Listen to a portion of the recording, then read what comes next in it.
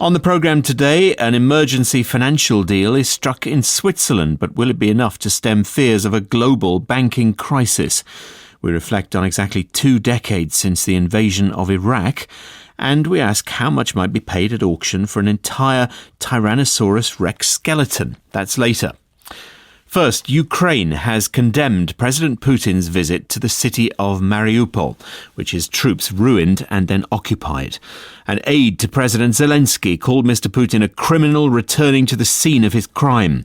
It was the first time Mr. Putin had been to a newly occupied Russian territory in Ukraine since ordering the invasion last year.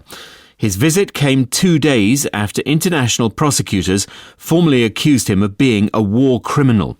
The Kremlin described his trip as spontaneous. Russian state media said he flew in by helicopter and drove around the city himself. Exactly a year ago, here on NewsHour, we heard from the Ukrainian MP Dmytro Gurin, whose parents were in Mariupol at that time.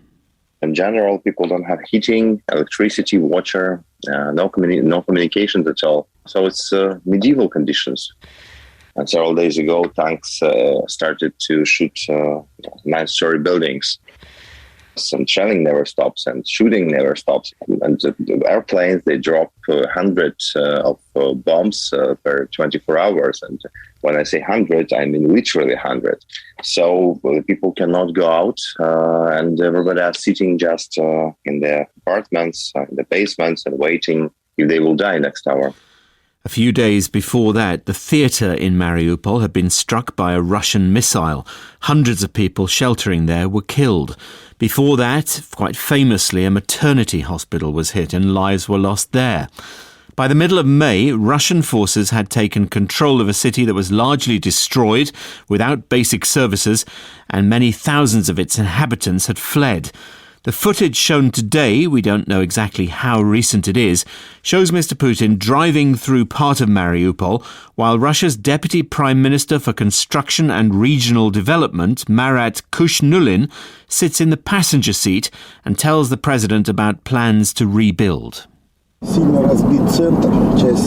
The downtown area has been badly damaged. Some of the buildings are historic monuments. We were debating whether to demolish them or not. In the end, we've decided to keep them. We want to finish reconstruction of the centre by the end of the year, at least the facades. The centre is very beautiful. We're approaching it. You'll see it.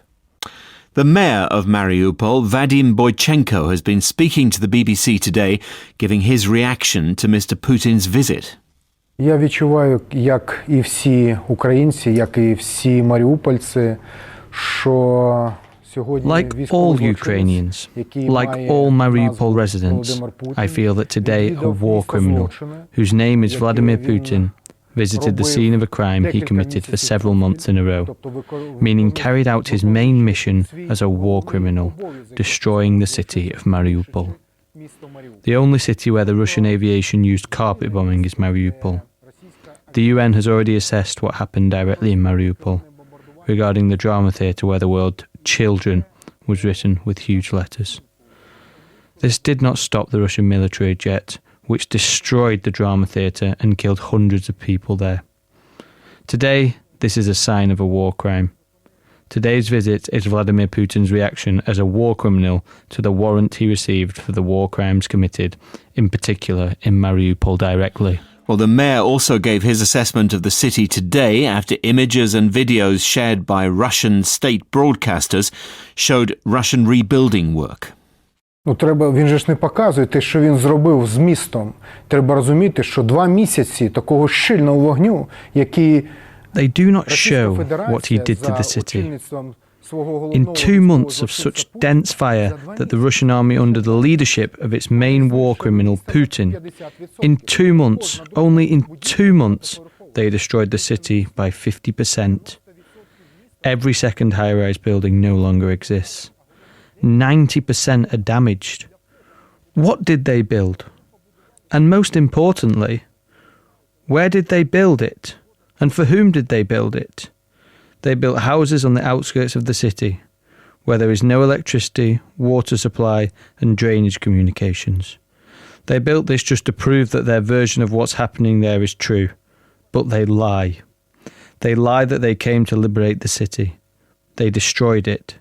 The city does not exist any longer, and it takes 20 years to restore it. The words there of Vadim Boychenko, the mayor of Mariupol, who is currently in Kiev. Well, Andriy Kostin is the Prosecutor General of Ukraine. Alongside other teams, his has been documenting thousands of war crimes alleged to have been committed by Russian soldiers in Ukraine, including the abduction of children, the concern of the International Criminal Court. He came into the NewsHour studio today just before we came on air, and I asked him first whether he was surprised to see the footage of Vladimir Putin in Mariupol. I think it's usual for perpetrators to come back to the crime scene to relive the sense of the crimes they have committed, and I think it's a real example of it, because the crimes committed in Mariupol against civilians, including children, we all know. So the bombing of Mariupol Drama Theatre, the bombing of Mariupol Maternity House, and we can only imagine the number of innocent civilians killed. We think the number could be tens of thousands killed in Mariupol. So I think that this was just an example of such a perpetrator's pattern. But the visit comes just 2 days after the International Criminal Court issued an arrest warrant for President Putin. Russia doesn't recognize that court. Clearly, Mr. Putin thinks he is entirely immune. It's a demonstration of that, isn't it? I think it's very weak example of trying to demonstrate this. Since we know that following arrest warrant issued, the International Criminal Court will serve specific notification to the member states, and we're talking about 122 countries who should arrest and execute this arrest warrant in case Putin will appear on their soil. And also Interpol will be involved. We are not naive. We all understand that this could be a long story, but it's very important for everyone on the globe to understand that if they think they are civilized people, they need to think 3 times before trying to shake hand to Putin. But you know the reality of law enforcement in this case. President Putin is highly unlikely to be arrested. He's likely to go to South Africa, for instance, for a major international conference. They're not going to put him in handcuffs there, are they? You know that. I don't know what will happen actually, so we can speculate on the potential reaction of South African authorities, but I don't think it will be so simple. They will think very carefully before he goes or not, or how they will handle it. And I think that nobody knows how history will develop. Many of our experts who are now worldwide recognized experts were young lawyers when they started to work in former Yugoslavia tribunals. And they told me they never imagined Milosevic or Karadzic to be in the dock when they started their work. So for us, for lawyers and international legal community, the most important is to follow the evidences, to follow the law, and to implement everything necessary that if in case Putin will be put in the dock, we have prepared everything from our side for him to be fairly prosecuted and, I believe, convicted. You're here in London to promote international cooperation in bringing Russia to justice for what's been done in Ukraine. Will it work? What are you doing? Oh, I believe it will work because our approach is multifaceted. Nevertheless, it's very challenging during wartime to ensure and to provide justice. But I will just give you some figures. We have in Ukraine during wartime, within 1 year, notified of suspicion 293 potential perpetrators, of which 29 have been already convicted by Ukrainian courts, some in person, some in absentia. And it's only our national part of multifaceted criminal responsibility approach. We understand that 99+% of all cases will be prosecuted and tried in Ukraine. Beside of it, we have the International Criminal Court, where the first steps have been already taken, and I'm very grateful for Karim's team, not only for taking this case as a priority, but also as handling first case, exactly showing the complementary nature of the ICC with regard to our national system, because we can do everything except people who are members of so-called Troika, president of country, prime minister, and minister of foreign affairs. They have personal immunity in any country of the world. And the ICC is the only possible way to prosecute them. And first case in Ukrainian situation was handled with regard to person whom we cannot reach because of his immunity. Third element of multifaceted system are national investigations, which are opened in 20+ countries, and we are trying to also coordinate these efforts in order to avoid overlapping and in order also to provide possibility to exchange evidences which are collected in these countries with ICC and with Ukraine and within these countries, in order not to miss any evidence which is collected and just kept in safe for any future investigation. So our approach is multifaceted, and we are not forgetting about the crime of aggression, the primary crime, the mother of all other war crimes. And for me, I will tell you frankly that Putin being suspected in war crime already by the ICC means that he is automatically suspected in the crime of aggression, because if aggression would not occur, he would be not involved in the war crime of deportation of Ukrainian children. I can see, finally, how determined you are. Are you also optimistic that President Putin will end up in court? I'm always optimistic with all of endeavors of Ukraine with regard to make Putin, his team, and all Russia perpetrators accountable. Once again, we do everything possible for him and others to be not only in dock, but in jail. Well, Jeff, look, I think it's this. It's not just Ukraine's security and safety or even existence that is the matter here. What matters is the United States' security. The United States has an absolute national security interest in the independence and even the friendship of Europe. If Ukraine is conquered by force, by atrocity, by war crimes, by rape, by murder, by kidnapping children, and he succeeds, then that becomes the rule of the day. And that is a danger to the United States, because the rest of Europe will always have to control their politics based upon the conqueror next door.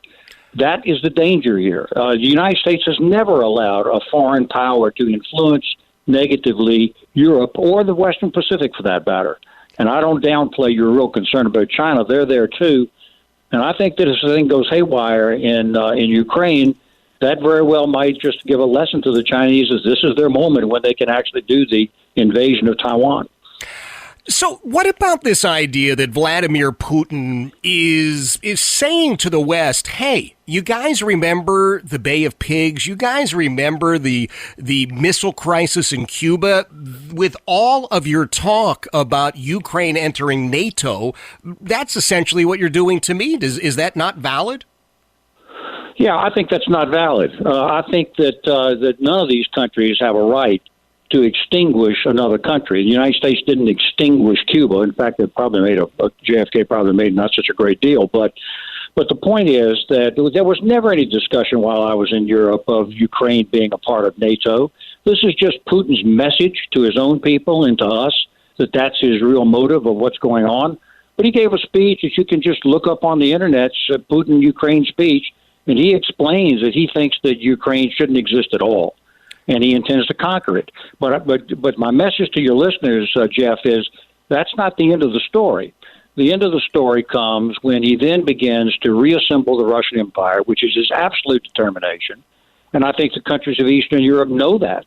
And that's why they're putting up, frankly, so much money in support, airplanes, tanks, artillery, and all the rest of it, because they know that their existence is at stake, too. I don't dispute that Putin's ultimate goal is reestablishing essentially the old Soviet Union. He's a KGB guy. That's what his goal is. But I mean, even Zelensky, the president of Ukraine, talked about Ukraine becoming part of NATO. So I do have to wonder, is that or is that not part of this equation? Well, you're right about that. When I visited Ukraine, the Ukrainian, every ministry said that their message was, we want to join NATO. We want to join NATO. I think that's because they knew they were in danger from the Russian invasion somewhere up the road.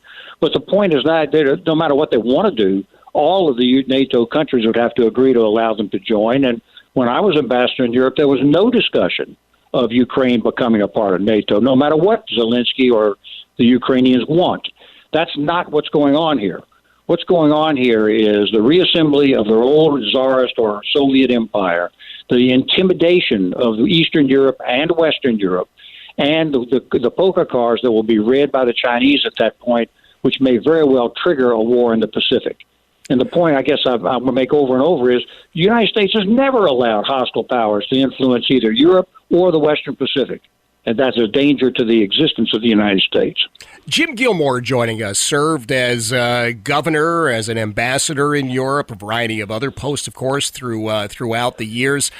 How much, Mr. Ambassador, Governor Gilmore, how much are we supposed to spend? How much are we up to now, and how much are we supposed to send to Ukraine, a country which, unless I've read it wrong, also has, shall we say, some real ethical challenges? Yeah, and, I'm not going to sit here and certify that everybody in Europe, including in Ukraine, is a perfect person. That's not what's at issue here. What's at issue here is the strategic position of the Russians and what they're trying to accomplish and the danger to the United States as a result of it. Mm-hmm. And by the way, if you have a world assembled by Russia's standards and Chinese standards, where genocide is the rule of the day and the war crimes and atrocities knock on the door in the middle of the night and people get hauled off to a cellar someplace to be tortured, if that becomes the rule of order during the whole world, the United States is not going to be able to live with that, Jeff. And so there's going to be a real war somewhere up the road. And I'm asked this question all the time. I'm asked this question, well, how much do we have to spend? How much do we have to do? The answer is, as long as the United States security is at jeopardy, we're going to spend the money. It's not Ukraine's interest entirely here. This is the United States' interest. And that means that we're going to do what's necessary to protect our country. And that means this is the place to stop it. With money, obviously, at this point, with boots on the ground as well? No, I don't think it's going to be necessary. The Ukrainians, we're the luckiest people in the world. The Ukrainians decided to fight for their own liberty and independence from Russia. When I was in Ukraine, they made it real clear they want no part of being part of a Russian empire. They're not Russians. They're Ukrainians. They're not ethnically Russians. They don't want to be part of that kind of dictatorship. And that's the issue here. The United States' interest is at stake here. And frankly, so far the notice that I've seen is we've sort of spent about $73 billion. We've got a GDP here in this country, gross domestic product, of about $24 trillion. And believe me, you don't want that money to be engaged in a world war that will come up the road if we handle this wrong. I think it's very difficult, though, for those people who are going to the supermarket today, they're going to the gas station today, and as a result of Joe Biden's insane policies are finding it difficult to pay for fuel or to buy food in some cases. That's a very real issue when we hear, oh, gosh, it's only $74 billion. I have to ask you, because I'm just hoping against hope that we all heard this wrong or just totally misunderstood it. But a couple of weeks back, you were on in the morning with our mutual friend, John, and you said about those of us who were questioning this that we were useful idiots. Do you really believe that? Nah, I don't believe that. I think I've come to understand that there's a different point of view about this, and I'm trying to address it in every way that I can. But I'm not actually coming on the line here to try to tell people what to think. I'm telling people what I think and why I think it, and that's what I'm trying to do. But the real point is that the Europeans are putting up their money and they're putting up their effort. Frankly, as a percentage of the gross domestic product, the country that's doing the most is actually Estonia and the other Baltic countries that understand that they have to put in what they can put in based upon their size, their population, and their money.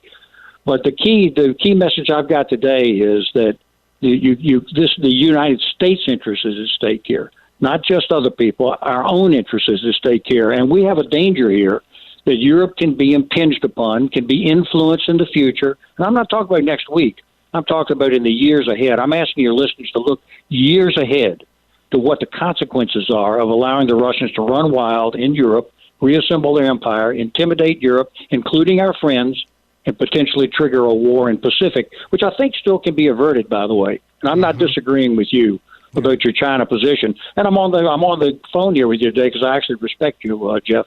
I think you're right about a lot of things. But I don't think that saving this money is going to mean that the Biden administration is going to spend it to help us on inflation. I mean, that's not realistic at all. You know that's not going to happen. No, and listen, I say from the bottom of my heart, I appreciate you being here. I've always had tremendous respect for you. I valued the opportunity I've had in the past to chat with you. I just, may or may not see this in exactly the same way, but that's okay. I mean, that's it's part of what real life is all about, and you deal with people who you respect and you care about. Let me ask you, do you believe, and I know this is probably an unfair question, but I got to ask you, do you believe that if Putin is successful in somehow getting more of Ukraine, because I don't see this going in a way where he gets all of it, but if he gets more of Ukraine, he's already got Crimea, and we saw that obviously when we had Joe Biden's boss, Barack Obama, another weak man in the Oval Office, and I think that's part of what has emboldened Putin to take these actions. He sees somebody weak in the Oval Office, but if he gets a bigger piece of Ukraine, do you think that Poland is next? Yes. Okay. I think that Poland, the Czech Republic, the three Baltic countries, and by the way, my entire life I've watched Finland and Sweden be neutrals. Friendly but neutral. Yep. Now even they want to join NATO because they recognize how dangerous this really is. I think that's the most important thing that's happened in Europe since the fall of the Berlin Wall myself.